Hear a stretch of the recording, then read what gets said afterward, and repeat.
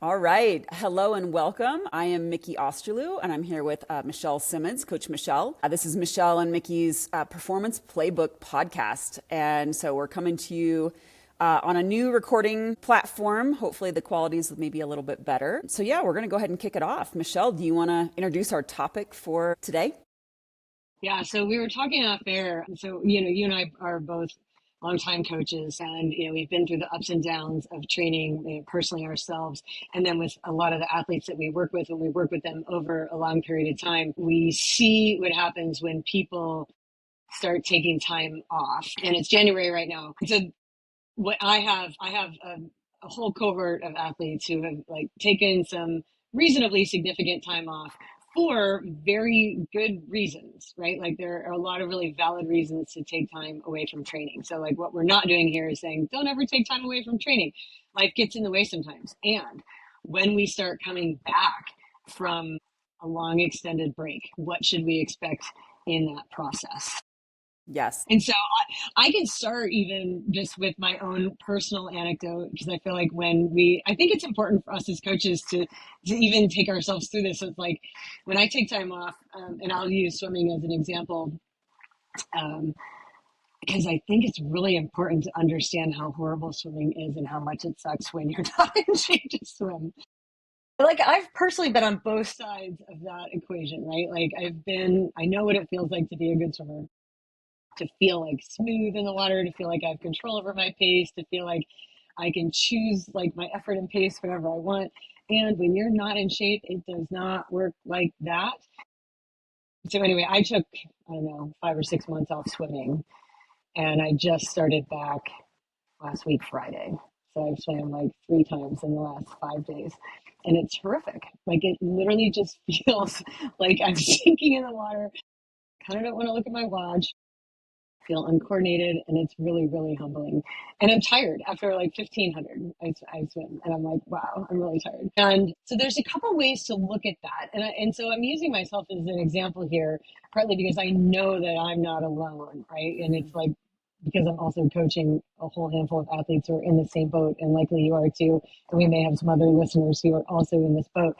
And so I'll share with you like my mindset as I'm going to the pool. So first of all, I'm like, yep, I know this is gonna suck, right? Like I first thing I do is just lower my expectations.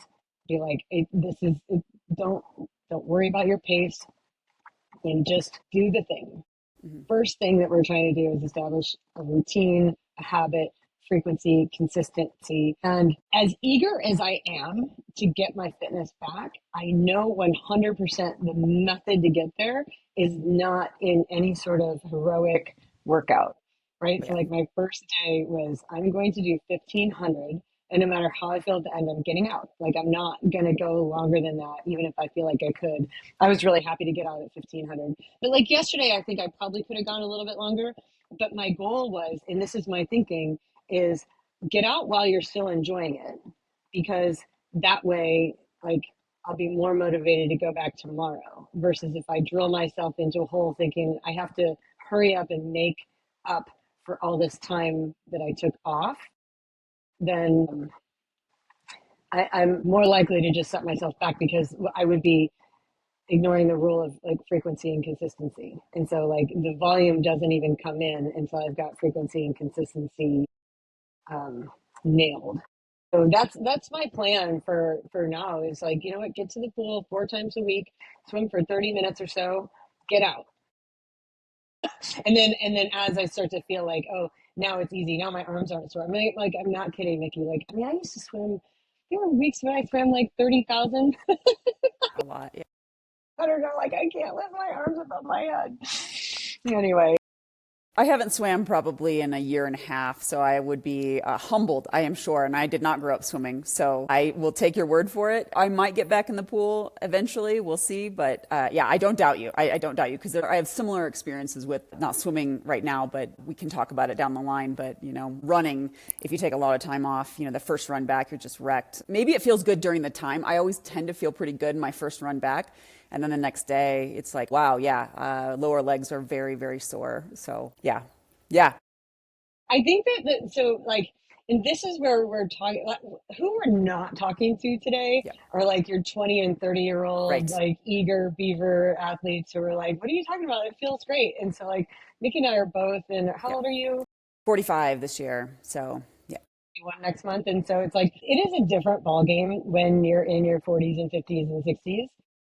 And And taking yeah. time off, it brings on like a whole new dimension of what the process looks like in building it back. And a lot of times, too, those of us who are this age, if we trained seriously when we were in our 20s and 30s, like we have a memory of what it's like to have been fit and fast and in control and just feeling differently than we Yeah, do yeah, now. and even even if I've said to my masters athletes who are 20 years older than myself, even, and some that are my age, but it's I think there is a muscle brain memory of how you used to feel when you were going hard, fast. You remember? I mean, I can remember what it felt like on the track when I was in my teens. And some people might say that's crazy, but I was a really strong runner. I was not an elite, but I was a really good runner. And I remember that. And so now it's like, this does not feel the same. And then there's also the memory of how quickly, and a lot of us who have been tracking for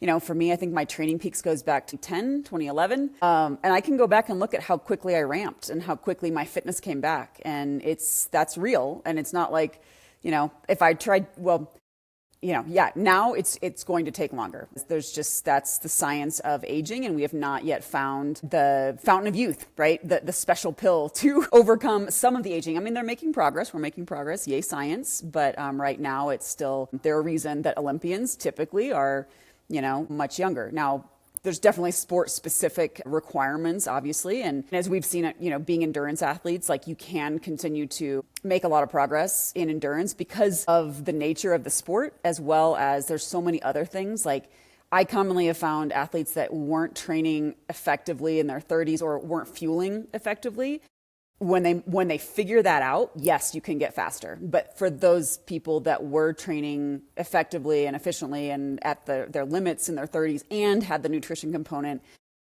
and they were performing very well at some point, and we can get into this, whether it be hormonal changes if you're a woman or a biological female, or over time men tend to have a different decline rate. With women, it's, for some women, I won't say all women, but a lot of women, it's pretty stark when you start to go through hormonal changes, that things don't operate like they used to. So Yeah, absolutely, yes. there was a poster, somebody on Thread asked a question and said something that was like, runners over 40. And she said, do you still believe that you can get faster? Or do you think that after 40, like it's inevitable and you're going to get slower?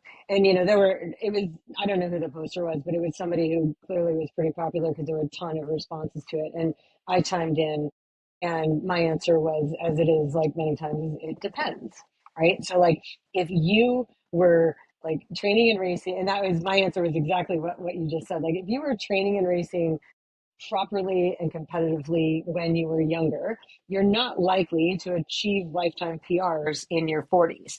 However, if you didn't train, like either if you didn't train at all, because like sport just wasn't your thing, which is the case for some people, or you were just like haphazardly exercising and every once in a while jumped into a 10K and didn't know the ins and outs of your fueling and like how to train and rest properly, then it's still definitely possible. And like I have evidence of this. Like I've coached and I'm still currently coaching a woman who ran her PR half marathon when she was 60, That's amazing. right? Yeah. Which is Yeah. amazing. And so you're like, Right. oh, and like, what a cool, inspiring story. Listen, she wasn't running when she was 45. So like, of course, like she didn't like, it was possible for her to have Yeah. like this ramp because she didn't have the background of sport. And so it's like, yeah, it depends. So like just because she did it, and it is inspiring, so I'm not saying we're Of not course. inspired by that, we are. And to expect a PR when you're 60 if you were training competitively when you were 30 is unrealistic. And so to have and I think that's probably what kills a lot of people, or like at least what I see with some athletes, is the ones that are most frustrated with training and racing as they age are the ones that, I don't know how to say, like, I want to be like kind with this because I've been there too. So like as I say this, I don't say it with judgment. I've totally done it too. But like when we remember the past and we're like, well, I used to be able to do this, and this is what I used to be able to run, for my 10K or my 5K, whatever. If we are insistent on the only way we're going to be happy is when we can hit those times again, we're unlikely to maintain joy in the sport as we age, which means that we are likely to quit. Absolutely. When you look at like it's like we have to change our why. We have to change our expectations. We have to change our why as we get older because Absolutely. giving it up is not the answer. I know that for sure. Yeah, I agree. I agree. Yeah, I agree. And I have lots of athletes. I've struggled with it too, because there are women that are very competitive, much more competitive than I am. And having been, I always call myself kind of a sub elite age grouper, right? Like never, like always maybe, inching into the top five, but never like a consistent, top five, and never won my age group or anything. But knowing where I'm at now, it would be very unlikely, right? Unless I dedicate literally all my time to training to be at the level I once was, just given what I know about my own hormone status at this point.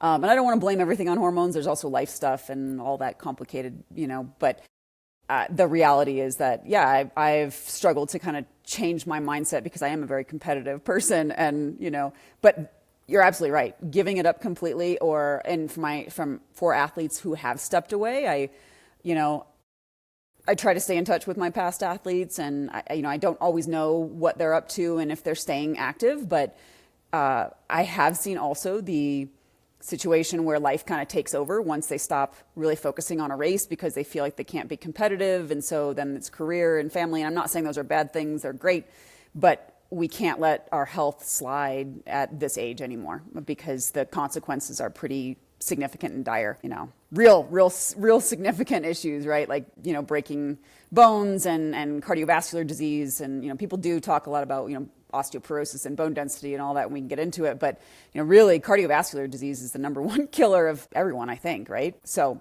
yeah. Staying fit and healthy and for longevity is, got to be a priority, whether or not you're racing or you want to step away from racing, but maintaining some sort of consistency, and a little bit of, I don't know, I don't want to say focus, but, just having that, like taking the time for yourself to do something that's good for your body is really important. But Yeah, yeah, we were talking before about how this concept of the use it or lose it, like yes. as we age, we're in the use it or lose it game. And it's so much harder to get back if and when we take time off. The older we get, the more time we take off, the harder it is to come back. It doesn't mean that it's not a worthwhile journey still to do the comeback process. I think it really is. And so like I would say in an ideal scenario, as we age, while we are still taking appropriate rest and recovery periods for ourselves, we're not completely stopping. Right. So like the complete stop is where that's like the death of it. Mm-hmm. Like, because it is so easy to get out of the habit and be like, oh, there's lots of things I can do on Saturday morning if I'm not riding my bike. Right. But like when we're in the thick of it, it's like, well, Saturday morning is for riding bikes. And that's a mindset. It's a habit. Um, and when you're in it, that's it.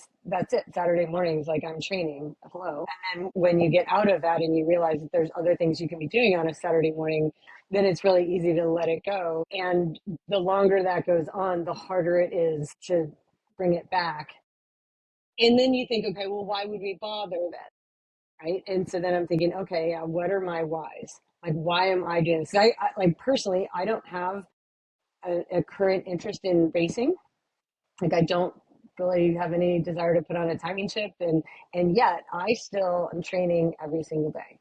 And so you're like, all right, why am I doing this? And so when I ask myself that why, I think that for every person, answering that why is the key piece that will keep you going. And so when I think about why, I'm like, all right, well, I want to maintain my health as I age. I have seen what happens to people when they're in their 60s and 70s when they don't exercise enough. And genuinely what happens is your world just gets smaller. Like your ability to do the things, your ability to say yes to the thing, no matter what it is. Like you went on vacation with your family and they want to go hike up that trail, right? So, like, if I'm 70 and I haven't kept up my fitness and I'm like, oh, remember the good old days when I used to run marathons and do Ironmans and now I can't hike that trail anymore because I just decided to give it up because I wasn't as fast as I was when I was, I mean, like, and like when Yeah. you look back on it, you're like, what a dumbass reason to stop training. If it's like, well, because I'm 50, I'm not as fast as I was when I was 40, so screw it, I'm not going to do it anymore. The path that leads to when you're 70 is like really crappy one, right? So Right. I'm like, okay, so number one, I want to be fit and healthy and capable of doing whatever I want to do, like when I'm older. So like that's the first thing. The second thing is for me personally, is that my community is very it revolves around athletes.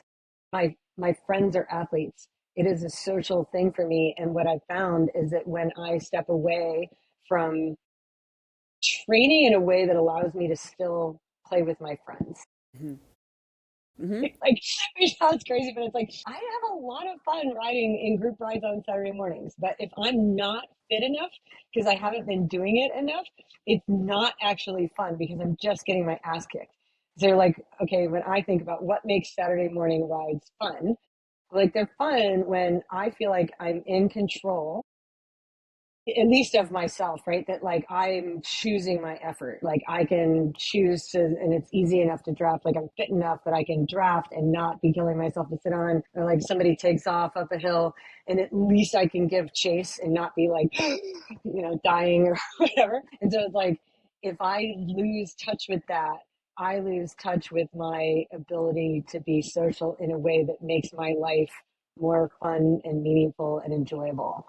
And so you're like, if I never strapped on a timing chip again, just having the fitness to be able to go do that thing that I just really enjoy doing makes, like, at this point, training with my community makes my life better. Yeah. It enhances my life. Yeah. And I think that I don't want to lose that. And so when I've trained less and I watch my fitness start going downhill, my motivation to get it back is primarily so I can participate with my community. Yeah, no, I think that's a great why. I think um, so. Those of you listening, I live very remote, very, very remote. I don't really have a community, but I have my dogs, and so my why has really switched in the last few years to be able to be fit and healthy to hike some crazy steep terrain with no trails with them, and honestly, where I live, it's so remote that if something were to happen, I need to be able to get them down, and so that's always in the back of my mind too. I have a backpack that I could put them in if they needed to have a carry down the mountain. But my one dog's 100 pounds, and my other one's probably going to be 85 to 90.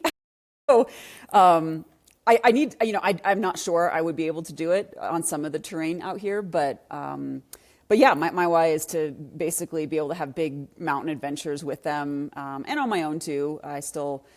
My why is even before I went to triathlon, I was into mountain running and exploring the mountains. I always joke I'm a mountain hermit, and making sure that I have both the strength and the aerobic capacity and fitness to be able to do big days is really my why, because I love it, and I'm a geologist also, so I get to see more rocks, and that's always awesome.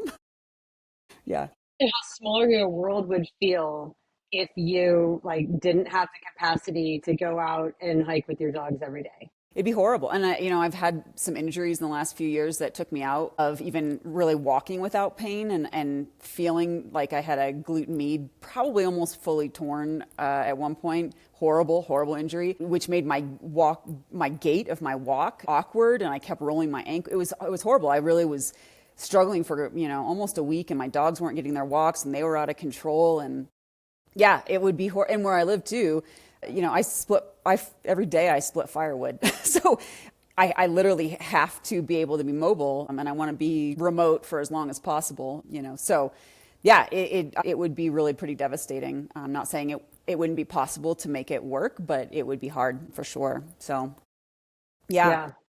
So, So yeah, it is interesting. Yeah, those change in the whys from yeah, like, I want to win my age group, or I want to qualify for right, Kona, or I want to right. like, It's like, no, you know what? I just like want to be a capable, happy, mobile human being that can say yes to things. yeah, yeah, for sure. Yeah. Yeah, it's interesting. So when I was a younger coach, I really, and I was mostly, I did coach some athletes that were probably 40s, 50s. I'm trying to think, but as I have gotten older, the athletes that I coach have also gotten a little bit older. And I used to encourage people to take as much off time as they needed. Like literally, oh, you need 4 months, fine, no problem. Like do what you need to do mentally. It's switched. Not it's evolved. In the last few years, as I have seen athletes struggle more and more who have taken, I'm going to say it depends on the athlete. It always depends. But as they have a month off is like basically what I recommend now for almost anyone, unless of course we're 20s, maybe early 30s.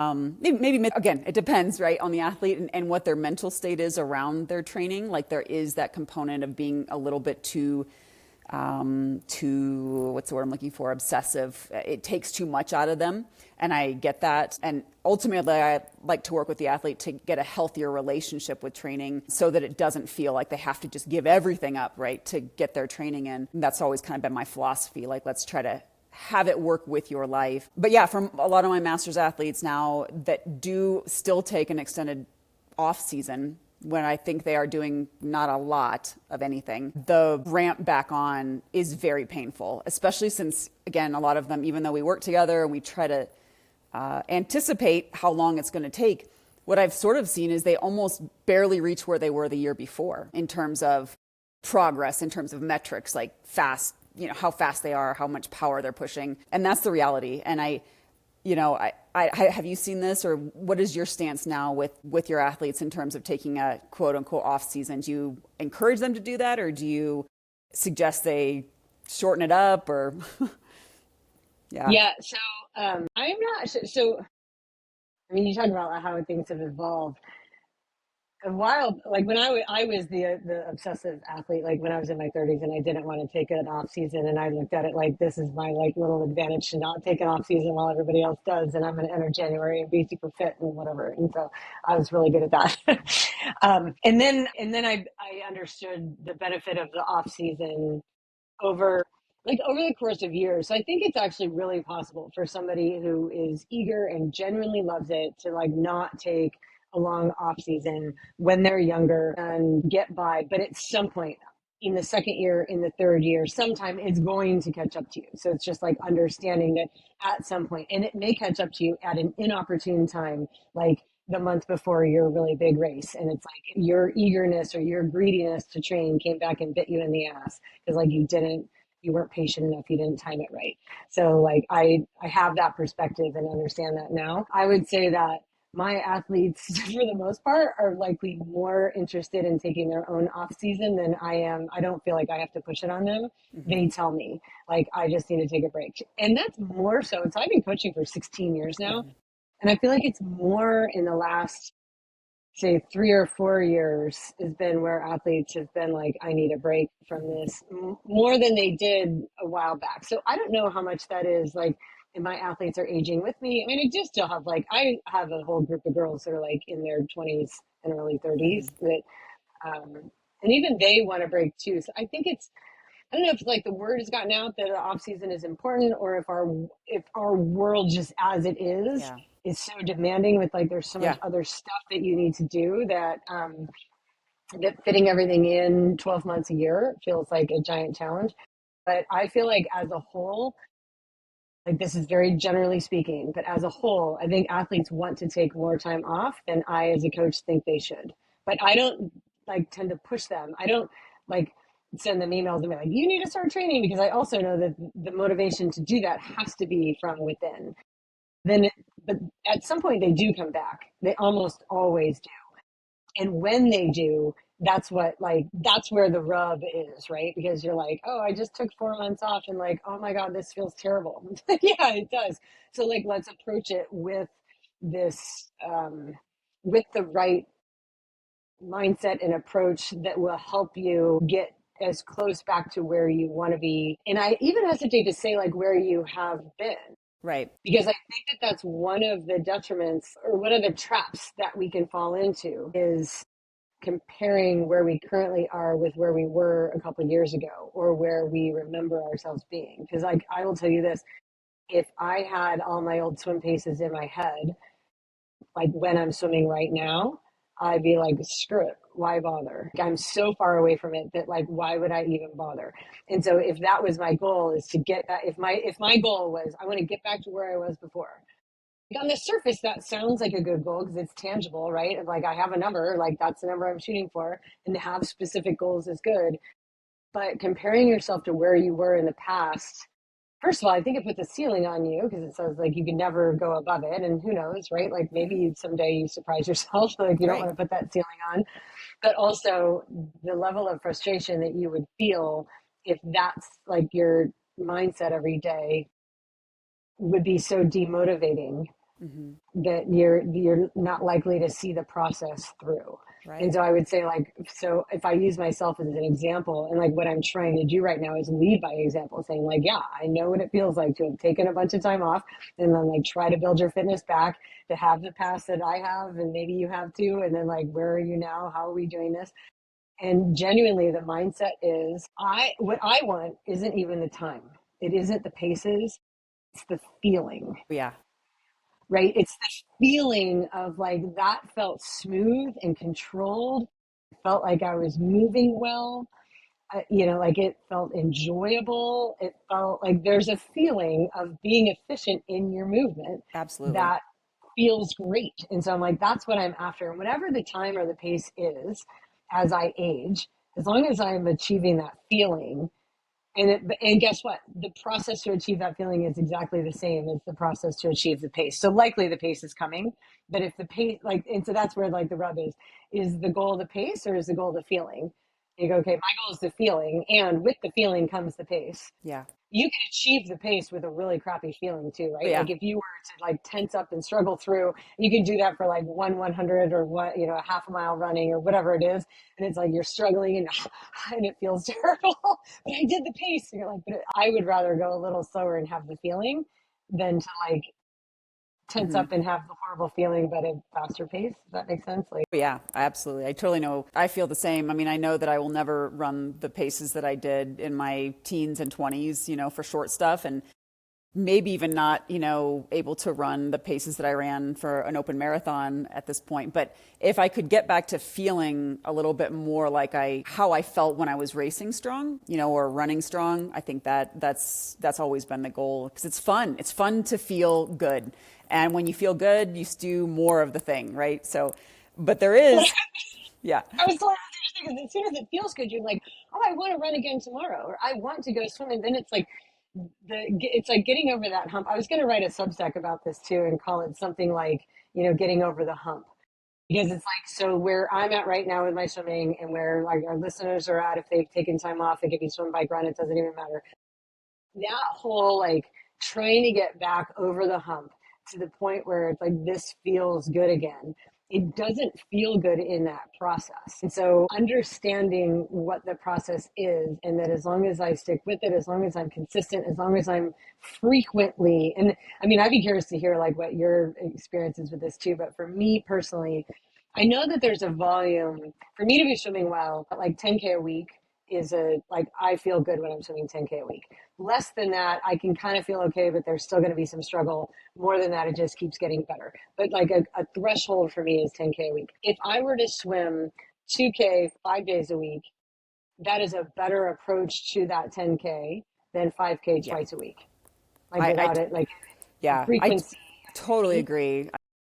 I again, not growing up as a swimmer, but I did do masters for a long time. And Jane Scott was the head coach of the Boulder Aquatic Masters, who I swam under for most of when I was racing competitively. And she always, would, you know, roll her eyes essentially at these, the New Year's 10K, right, for the triathletes who literally do not swim that much volume, right there. It's a show. It's a social media show. She always said, I'd rather people swim, 1,500, 1,000 every day.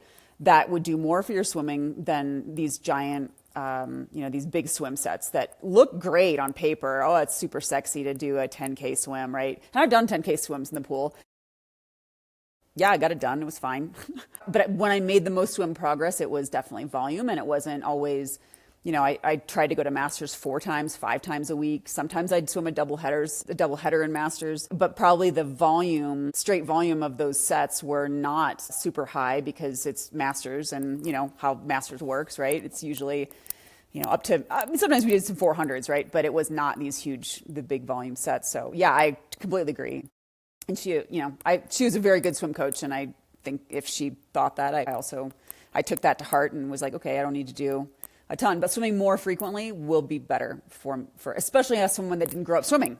And I think for running or cycling too, and the good news about that is that for your people who are time limited, and so like you're like, I only have a half an hour to train or 40 minutes or something.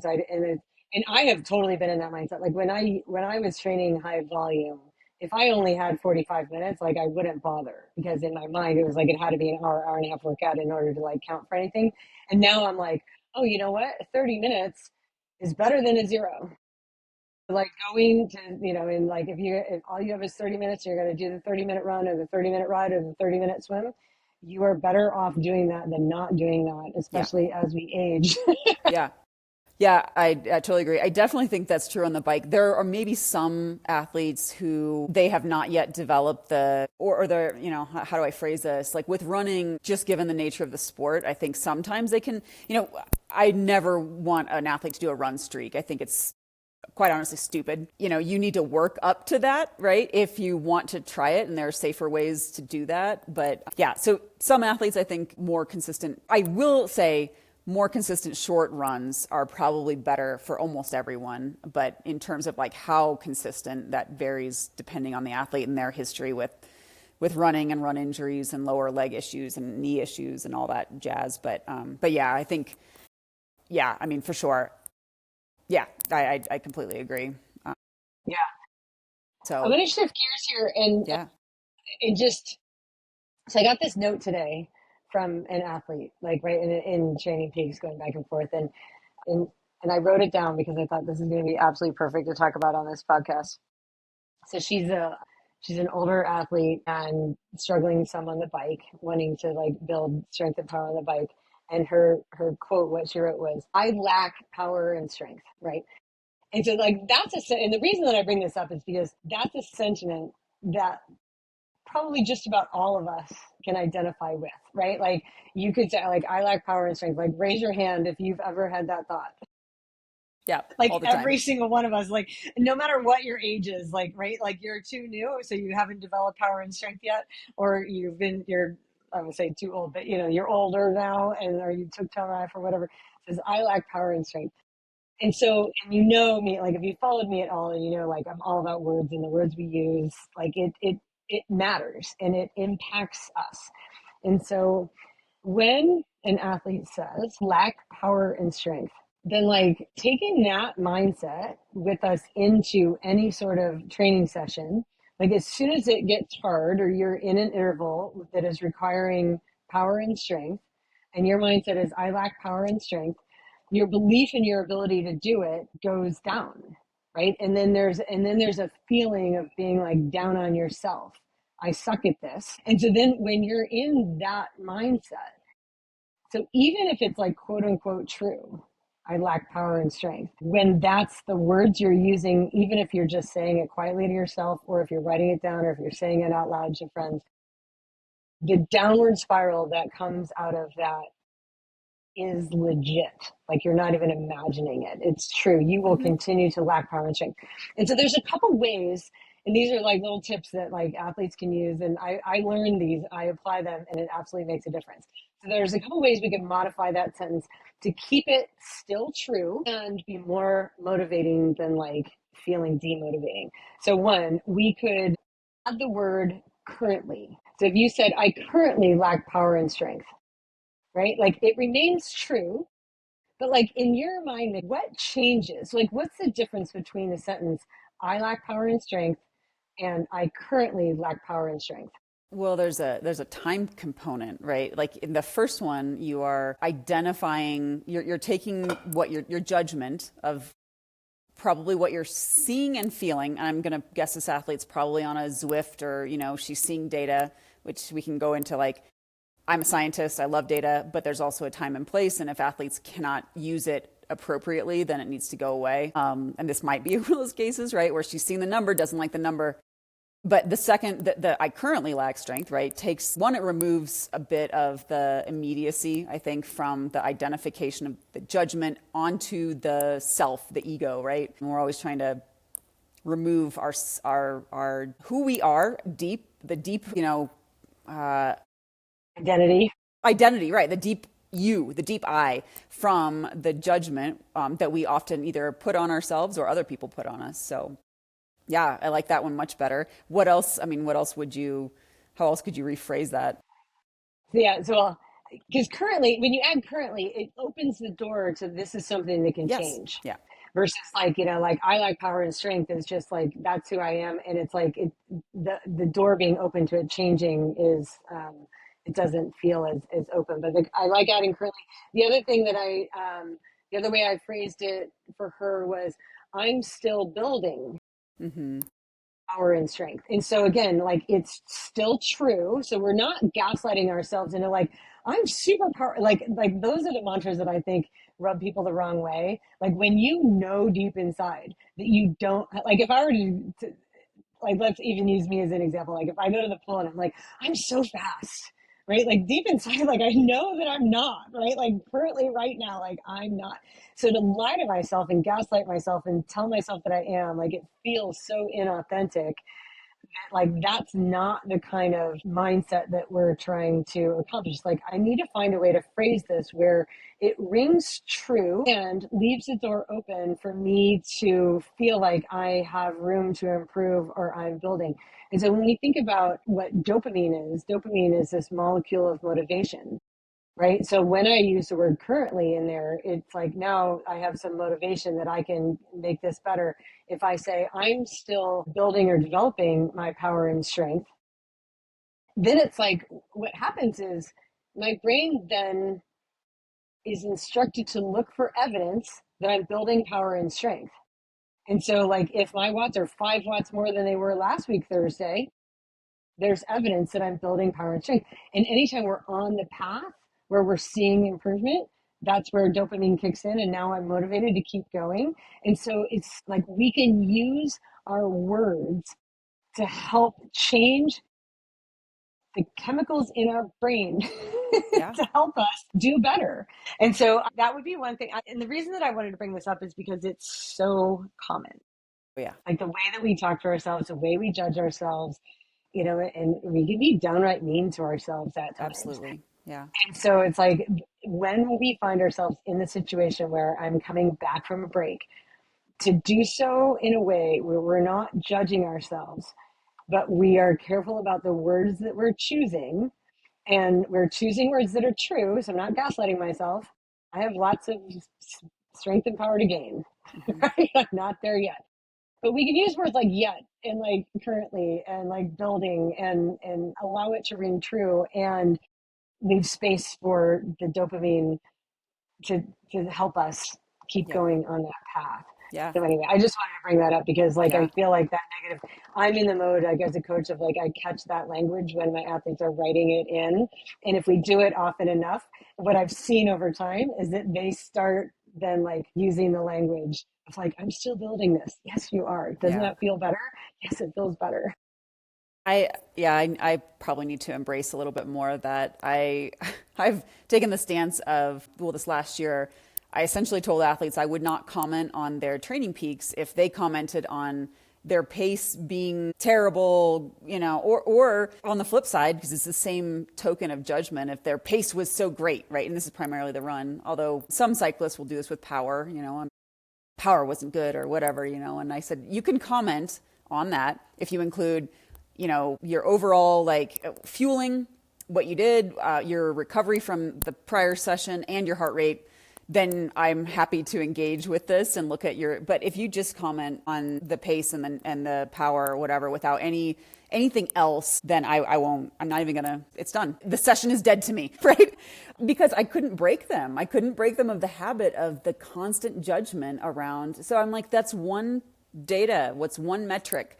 I want to know what else was going on. And we need to look, and I really encourage like looking at not just one session, but the week prior. Tell me about your sleep. Trying to get the wide lens focus versus the microscopic on a specific session, because a specific session does not matter. It's the cumulative that matters. I say it's the area under the curve, right? It's the integral of all of the sessions. So yeah, but I love how we've worked together, how I use words in my stories, and I think it's really empowering. And it's really something that, for those of you that are listening and don't know if you're new or maybe you haven't followed Michelle, but I would give her a follow and, pay attention when you do post around because you still do quite often, a couple times a week, you'll take someone, a social media post from someone, potentially even like a real wise person, right? And reframe it in a more empowering way. And I think it's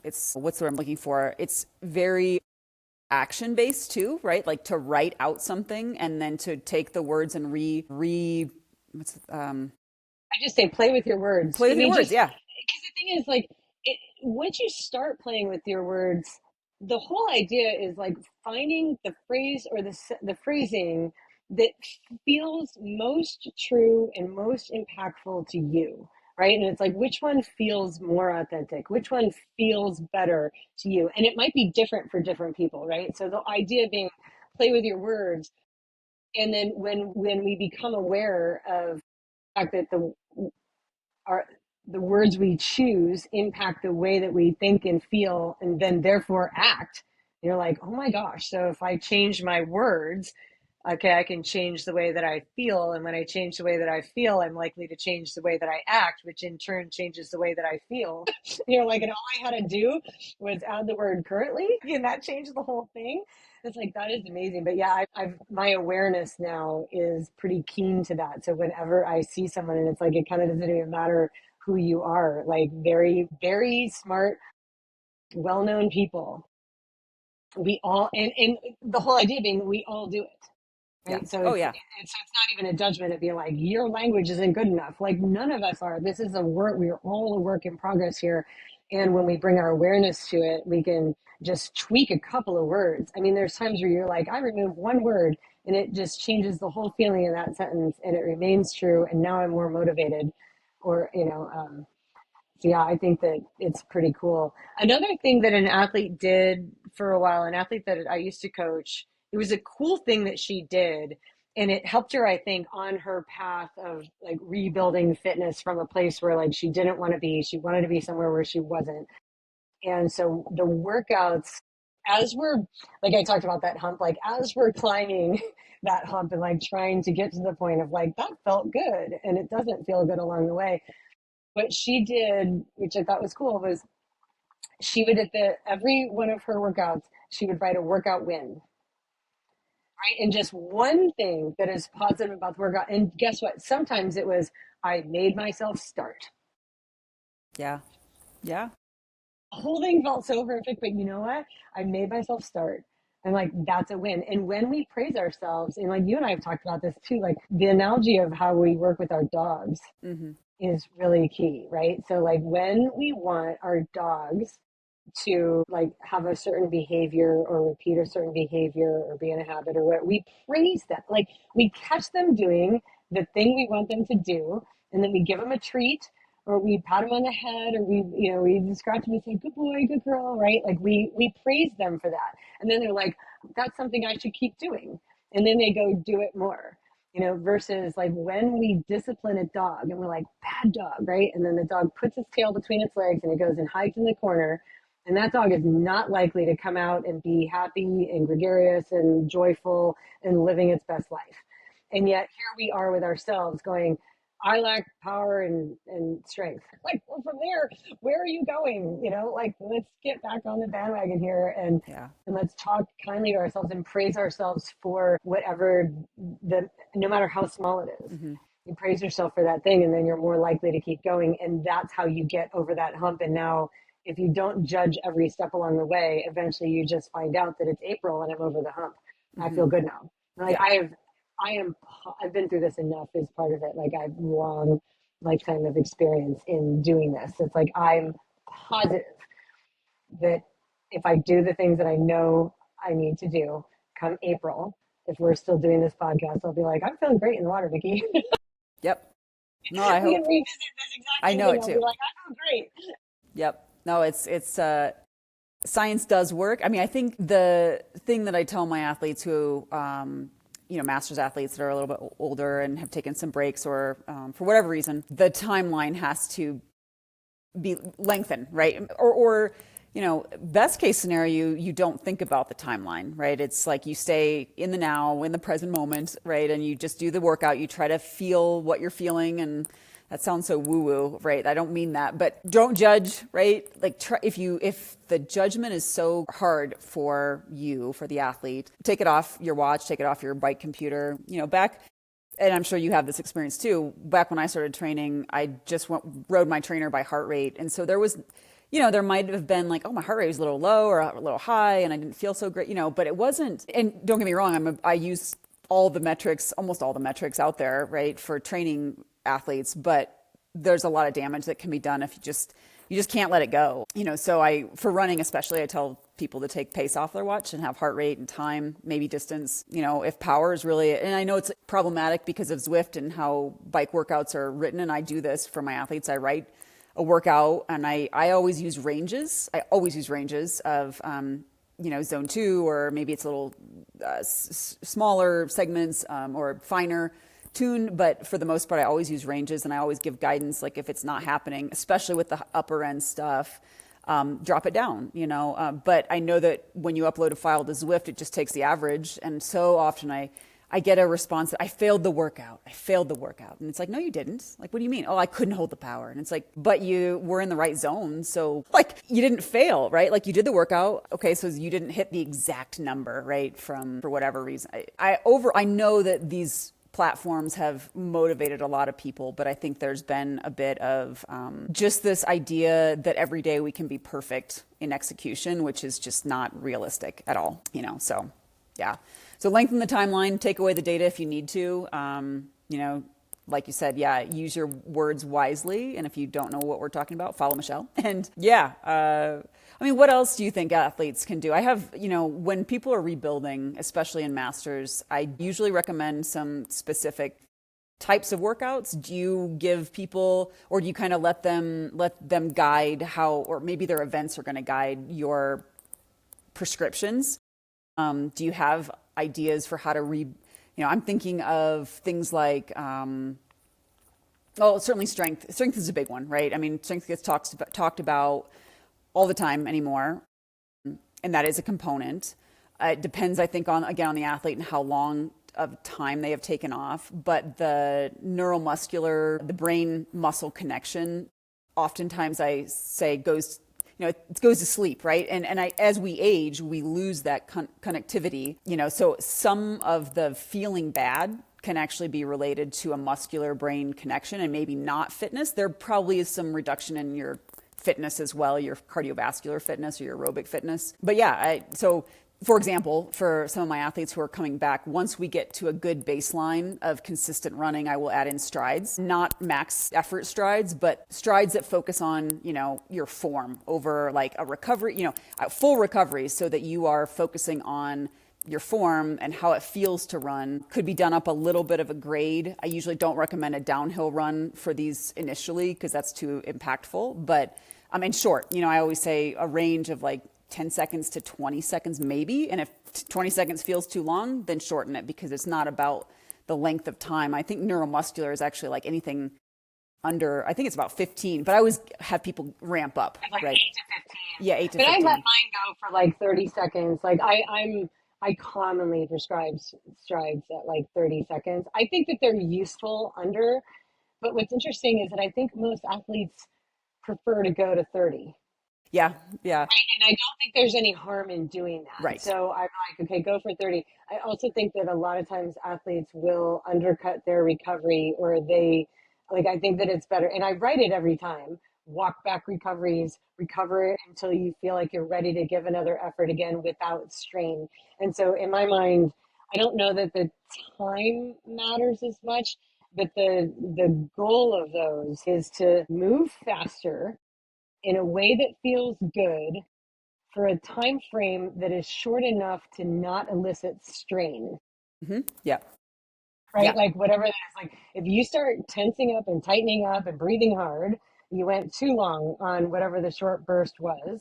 And then it's like take full recovery so that you can then repeat that again, because the goal of those, like, and this is something that athletes maybe don't understand, but when we under recover, if you were to do a set of strides and say that, like, you feel like you're of the mindset of I have to work hard in order to get a benefit from this workout, right? Which is a no pain, no gain mindset, super common, inappropriate, and wrong. But the mindset is that when you don't give yourself enough recovery on a set of strides and you go again while your heart rate's still high, while your breathing is still elevated, because you're trying to you somehow think that you need Yeah. to That's better. be breathing hard to get benefit from it. You've changed the stimulus of what we're trying to do. So that you took that set of strides, which was meant to be like a neuromuscular coordination activity, helping your brain connect with the muscles to move in an effective way, and you turned it into an aerobic Right. stimulus because you didn't rest enough. Right. And so Yeah. the idea being that, like, let yourself rest so that you get the stimulus that we're after with those strides. I have a hill right by my house that I do like 30-second. It's a 30-second hill, so it's absolutely perfect. At the end of it, easy. Like, so I'll run easy for like 4 miles, and then I'll come and I will just rest at the bottom until I feel ready. I'll run up the hill as strong as I can. I stop at the top. I take my absolute time walking back. So if it takes me 30 seconds to get up, my rest on that is easily 60 seconds, sometimes 90, right? So I'm resting 2 to 3 times the amount of time that I'm working, like the work to rest ratio on that. And for that hill, that's what's appropriate. Like that's what allows me to do another rep, feeling the and getting the right stimulus on it. If I were to like hurry up, turn around, run back down, run back up, now Yeah. I It's, just made it an aerobic yeah. workout. It's Yeah. not doing what I thought it was doing. But I will say, I mean, we sort of got off topic a little bit. I mean, not really, but the whole point was, I think your question was, how do we do it, like, right, with Yeah. How do you athletes. rebuild? Yeah. I think that, like, for sure, the older we get, we have to have those strides in, and not just with running, bursts of effort with like high cadence, high power on cycling. And then same thing, like, I coach a master swim program, and last night we were doing a set of where it was like you're going to do 8 strokes counting single arm as fast as you possibly can, or strong, right? We're like strong, hard, fast, go for 8 strokes, and then absolutely shut it down and swim super easy back, rest 20 or 30 seconds, go again. And so it was like, here's just this short burst of effort. And I think that those go such a long way toward improving fitness and bringing up the baseline level. So if somebody were to just go and just train easy all the time and skip all of your 20 to 30-second bursts, regardless of sport, it would take so much longer to get to a place of feeling good than if you added, and you don't even have to do that much, Yeah. 4 to 8, Yep. 20 to 30 seconds, full recovery. That's it. That's what you need to do. And pick a sport, do them in that sport. And yeah, it makes a giant difference. I commonly give some like that type of 30, maybe sometimes up to 40 seconds, short bursts on the bike. Usually shorter in the warm up and less lower power ranges, but then also in the end. And some of my athletes hate me for it because they're like, why? I'm like, they're good for you. We just did a zone 2 ride with some varying, efforts here, but we can do a few and nothing to the point where, yeah, you're really taxing the system. It's just a few short power bursts. And I think one, they're fun. And two, I think they are really beneficial. Yeah, for sure. Do you have other, like so when my athletes they've come back, and a lot of them, even though they say they're going to go off and do CrossFit or HIIT or strength work or whatever, right? Something fun, which I'm not anti, any of those modalities. I mean, HIIT, I have issues with only because technically, like any sport can use HIIT, high intensity interval training. I mean, I did HIIT in high school in track. I'm sure you did it in swimming, right? But it seems to be somehow sexier now that it's like in CrossFit. I don't know. We're gonna have to do a whole other podcast on that Yeah, because we I could think we will. I could talk for an hour on that. Yes, yes. But bringing them back, and a lot of times if they haven't been real active, I do start to integrate strength work. And mostly it's body weight and isometrics to start with because it's quite a bit safer as we're reintroducing routine and consistency, and if you go and wreck yourself on a strength session, and we all can do it. And, a lot of times if you do sign up for these classes, you will be pretty wrecked. But the goal when you're rebuilding is moderation and consistency and routine. Introducing short bursts of strength work that could be easily done in your living room is usually a good place to start. Instead of thinking, well, oh, I'm masters, I'm postmenopausal, so I got to lift heavy shit. It's like, well, is that really in line with where you're at right now and what your overall goal is? There might be times in the season or in your life at stage, right, where that would be appropriate once you've worked through form and, the appropriate technique for lifting. But I don't know, do you usually recommend strength work as in a rebuild phase, or do you kind of wait a bit, or how do you handle that? It depends on the athlete. It depends on the athlete and their goals and their time available. Um, so yeah, like I believe in strength work, and I know I feel like for a masters athlete, the main benefit is really like hormonal. I mean, I don't want to say hormonal. It's not wholly hormonal, but more like it's metabolic. It's for the health aspect of it. I'm not totally convinced the way that some people are that strength training benefits endurance performance. Right. I Right? agree. Like I don't know that there's really a connection there, and a lot of this is like when you like the very best triathletes in the world, like while some of them do strength training, like the vast majority of them don't, and they're still winning, right? So like I don't think that strength training is necessary for endurance performance. I do think strength training is necessary for health and for other like aspects, and so when they come to me for like for some of them who just have like endurance goals, then it's like, okay, well, let's do some like movement work, but it's not necessarily going to be strength. And there are times where people do strength so inappropriately that it doesn't add to their performance in endurance. In fact, it takes away from it. Absolutely. Yeah. So yeah, I think that is a whole nother podcast in and of I know. itself do like Yeah. sometime. I also think so. I mean, hey, let's just set an agenda then for future podcasts. We have one on like high intensity, how and when and where does it fit in. We have one on strength training, how and Yeah. why and where does it fit in.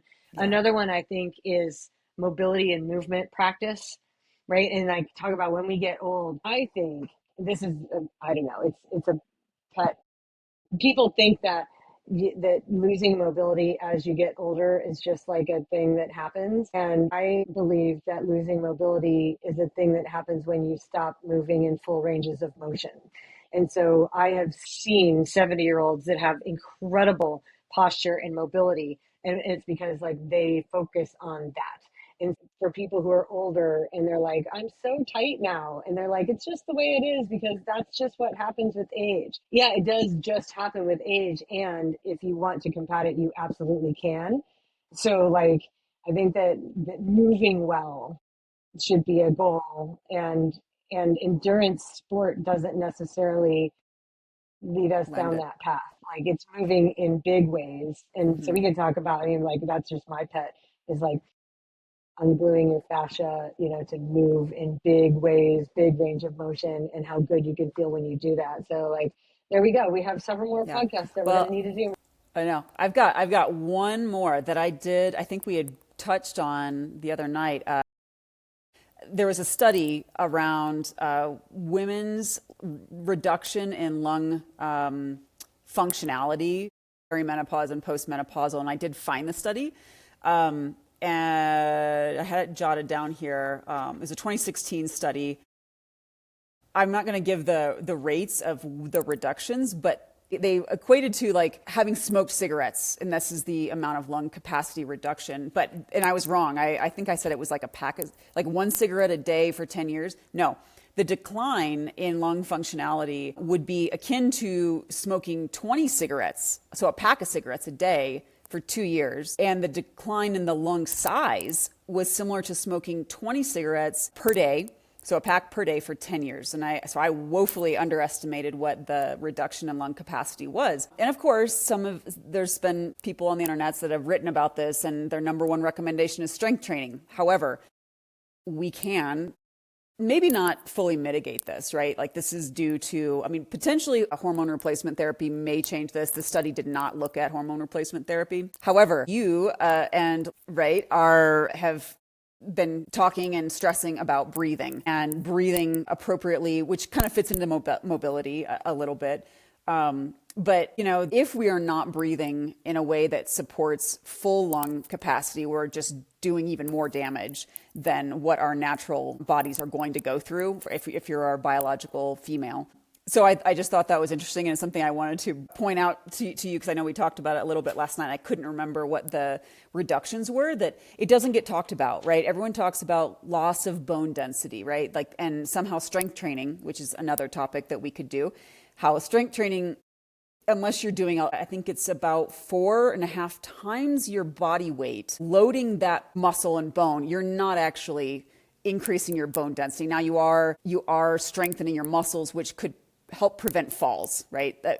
Having muscles is a good thing. How much muscle also kind of depends on what your goal is. And endurance, I agree with you, endurance sports may not always benefit from the traditional lifting and strength training that, gets thrown around these days. But yeah, so I do think strength is super important, but to say that strength work is going to increase your bone density is actually not scientifically proven. Unless you're doing a ton of jumping. A lot of the recommendations from the actual researchers are to do weight-bearing exercises like running, walking, right? It is moving in ways that will load your muscles appropriately. So, yeah, we've got a lot of topics to cover. Yeah, there's a lot because, and I'd have to go back and find it again. But Jay DeSherry, or you've heard that name? Yes, I've heard that name. Yeah. So he did a podcast that I thought was really interesting, and he came armed with facts. I tend to believe him what he says. So I'm like, well, I don't have the references that he has. He was talking specifically about building bone density, and they tested it, and it was like, what type of stimulus do you need in order to build bone density? And it was like, it wasn't regular plyometrics. So it wasn't Right. what we thought and what we've been taught. Right. Like build muscle to improve bone density. No, that didn't work. Do plyometrics to improve bone density. Like, nope, that didn't.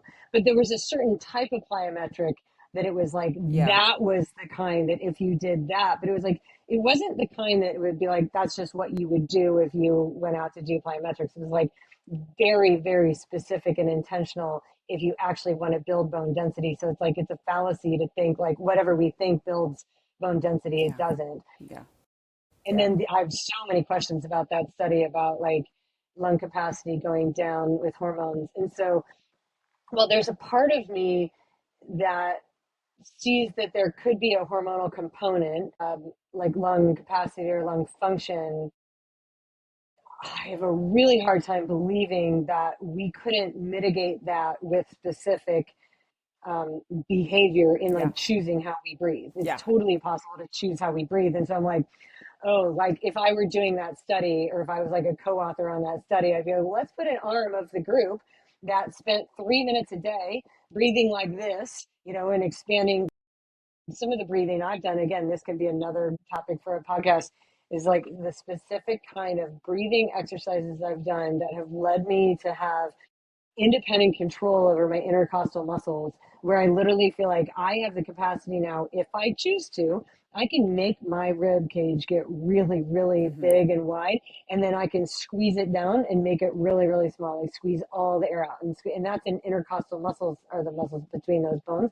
Just squeeze it together, and boy, do we feel amazing when we do that. And so part of me is like, I guess if I never did any of that, it would be easy to believe that I could lose my lung capacity, but I think that that's probably something we could combat with some specific behavior choices. Yeah. Yeah. And again, that's just my opinion. That's not a study, but I would be like, let's talk, authors of that study. Yeah.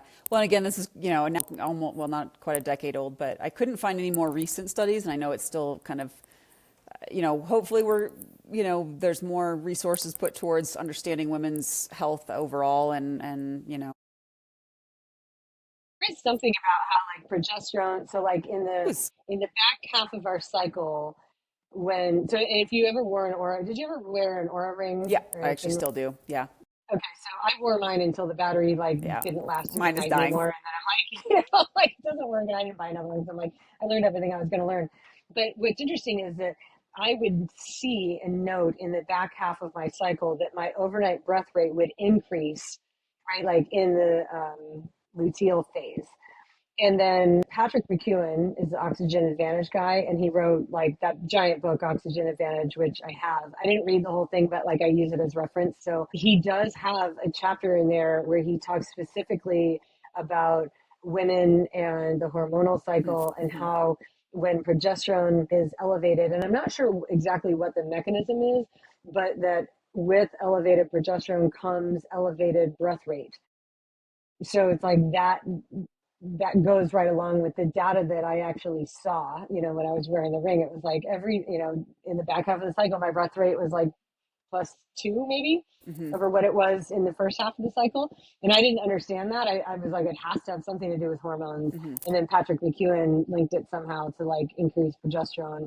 So it'd be interesting to see if like as I go through menopause, Yeah. if I ever do, it's got to come to that point, right? But like if that all evens out then and Yeah. with breath rate, maybe at that point I'll get another aura ring just to see Just to like, see. Yeah. I know I'm on the fence. Mine is dying, and I'm like, I don't really know if I want to buy another one.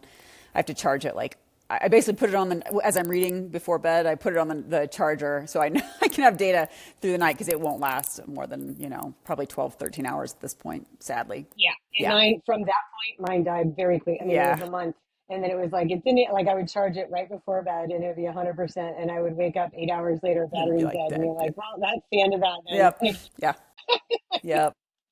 Like they should definitely have a replacement program because, like, so if they did, if they offered me a reasonable price on it instead of buying a new one, I know. and they're like, that's just the battery life of the thing. And I'm like, well, then you've lost my monthly subscription to your, you know what I mean? Because I just went and canceled it. So I'm like, that's what you want for all of us to, whose batteries died to go away. That's your choice as a company. So anyway, Yeah. that's Well. that. Yeah. I feel like we did it. I mean, I wrote some notes down here, and it's like I feel like we hit everything I wanted to talk about. Yeah. I don't think. Yeah. I don't. I can't think of anything else either to add in there. I think we've got a lot of topics to discuss Yeah. moving forward. That kind of. My parting words for the older athlete who's let it go and is trying to get it back is start and keep going, right? Like start and keep going and do it at a consistent rate that you can keep repeating. And that's how you're going to get back to a place of feeling good Yeah. and make that the goal. Yeah. Feeling good. Yeah. Yeah, I think I would say, we chatted about the Zen. Many of the Zen masters have basically given guidance around, it's not the event itself, right, that causes the suffering. It's our opinion of the event. Now, there are actually events that are traumatic, and we grieve, and, losing parents and losing, I lost my dog. But if you're constantly judging where you're at, the event is you haven't yet accepted, right, where you are at and what is causing so much of your frustration and pain and suffering, and if you want to go that far, is your opinion of it. So Always your opinion of it. Nikki, like if you didn't love your dog, yeah, when your dog died, you would have been like, you know what I mean? So it was not actually the event of the dog dying yeah, it's that's the true. hard part. It's that I love that dog so much, and it Yeah, created a hole that's true. like in Yes, my existence. So like, if you didn't love that dog, you would have been like, oh, next, right? Like, so it's still our perception of it, and it's not to say that your perception is wrong in any way. It's just acknowledging that it's your perception that right. causes, That's true. Yep.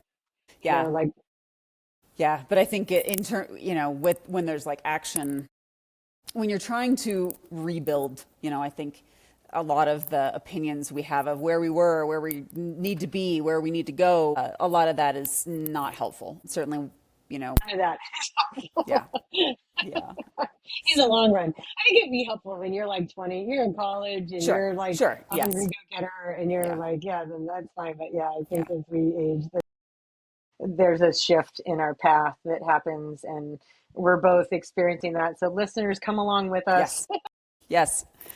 Yeah, please, we will please reach out to either of us if you have any questions on anything you heard on this episode, or heck, you want us to talk about something that you're interested in. I think we'd be open to other topic ideas. We've got a lot of on our mind already, but we're probably always open to take suggestions as well if you've got some burning questions for us. So yeah, thanks for listening in, and we hope to see you back here whenever we do this again.